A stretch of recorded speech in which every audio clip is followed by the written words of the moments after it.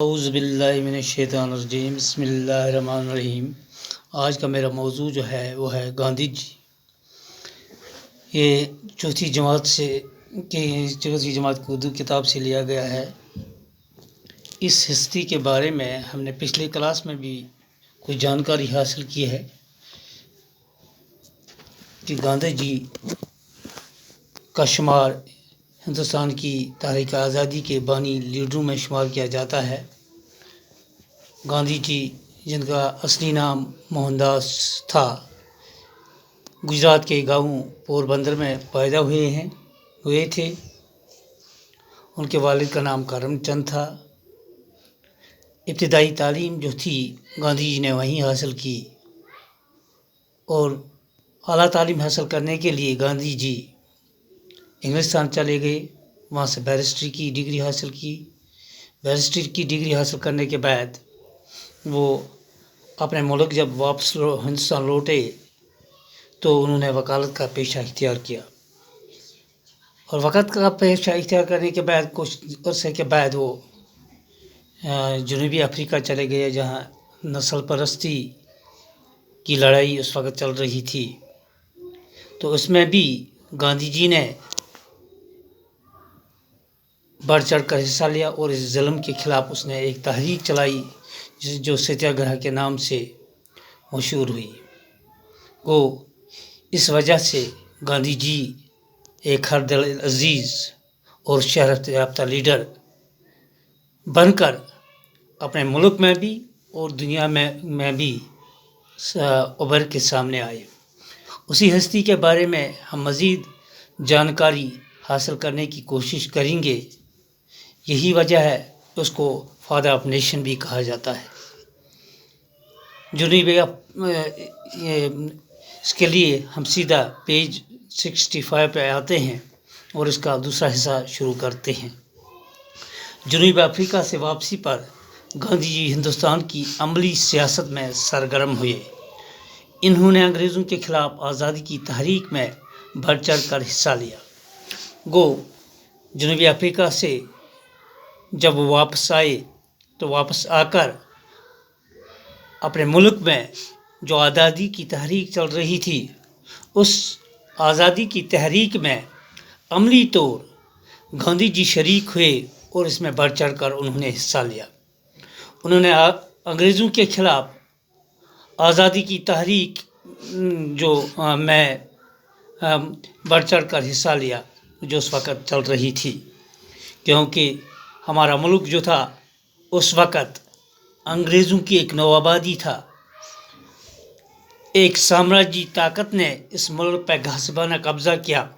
اس غصبانہ قبضے کے خلاف جنوبی افریقہ سے واپسی کے بعد عملی طور پر گاندھی جی نے بڑھ چڑھ کر حصہ لیا۔ گاندھی جی کی قیادت نے تحریک آزادی میں ایک نئی روح پھونک دی۔ جب گاندھی جی اس تحریک آزادی میں اپنے ملک ہندوستان کی تحریک آزادی میں شامل ہوئے تو اس میں ایک نئی جان پیدا ہو گئی۔ وہ تشدد کے سخت مخالف تھے۔ وہ پرامن طور پہ آزادی کی تحریک چلانا چاہتے تھے۔ وہ تشدد کے ٹوٹلی خلاف تھے۔ وہ یہ نہیں چاہتے تھے کہ تشدد کے سہارے اس تحریک کو آگے چلایا جائے۔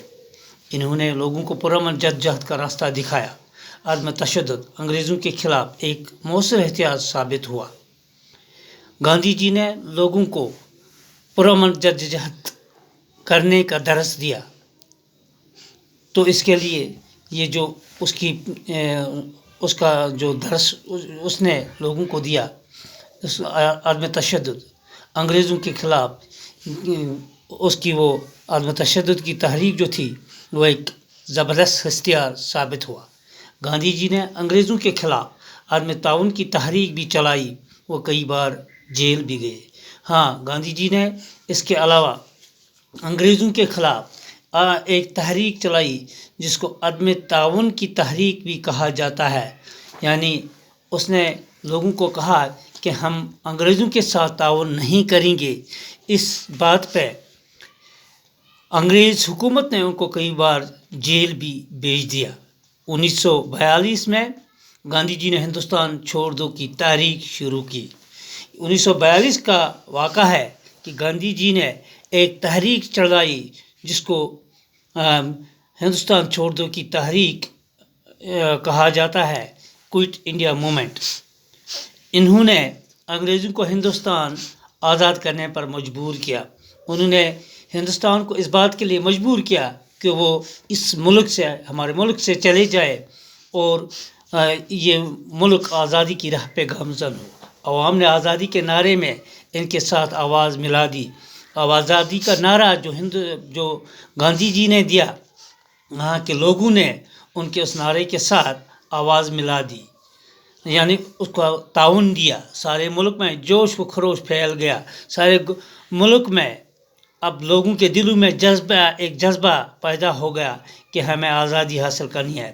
بالآخر 1947 میں ہندوستان آزاد ہوا۔